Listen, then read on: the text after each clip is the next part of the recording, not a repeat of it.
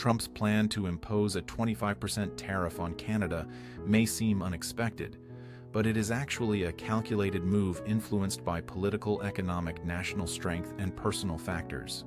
Easier to pressure an ally.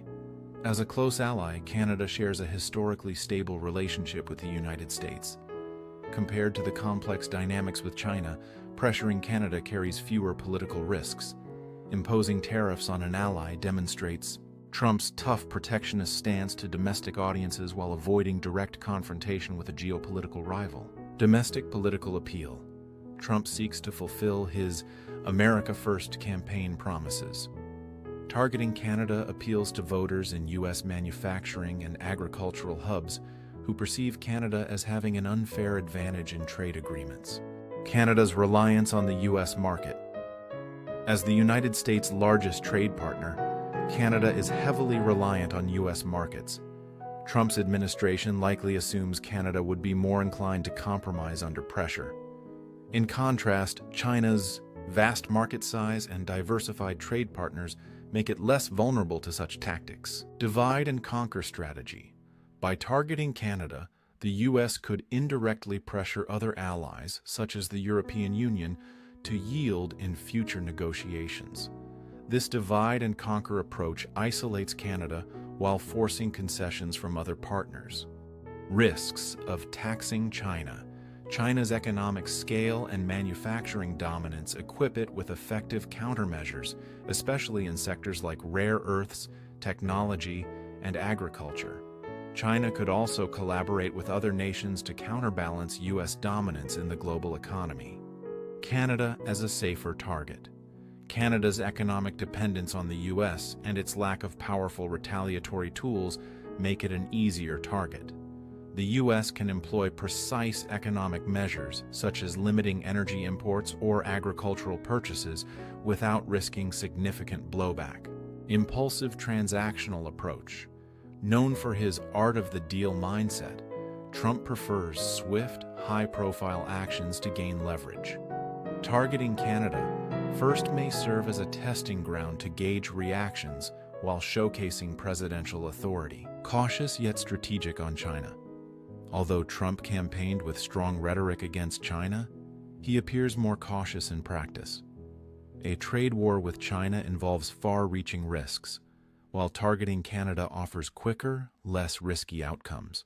Facing the threat of U.S. tariffs, Canada must develop a comprehensive response strategy to balance short-term challenges and long-term interests. Rational restraint to avoid escalation.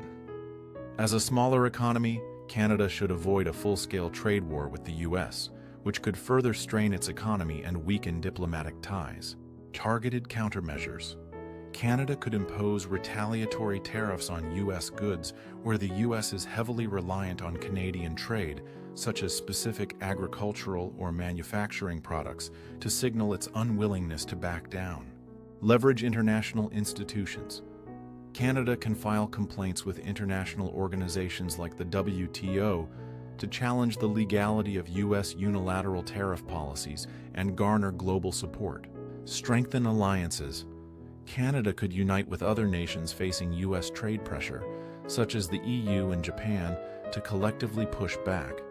Multilateral cooperation would enhance Canada's leverage while weakening U.S. negotiating power. Expand trade partnerships. Canada should accelerate trade agreements with countries in Asia, Europe, and Latin America to reduce its dependency on the U.S. market. For instance, enhancing ties with China, India, and Southeast Asia could help fill the gap left by U.S. trade restrictions. Promote economic transformation. Canada should invest in high-value industries such as technology and clean energy to enhance economic resilience and reduce reliance on resource-based exports. Trump's decision to impose tariffs on Canada is a calculated move rather than a coincidence. Canada is a low-risk, high-reward target in terms of political cost, economic gain, and strategic flexibility. However, Canada's response will shape the future trajectory of their relationship. In the short term, Canada should adopt pragmatic and flexible strategies to mitigate losses through multilateral cooperation and market diversification. In the long term, fostering domestic economic transformation and strengthening international influence are critical. This tariff dispute not only tests Canada's economic policy capabilities, but also offers valuable insights into the future of global trade systems.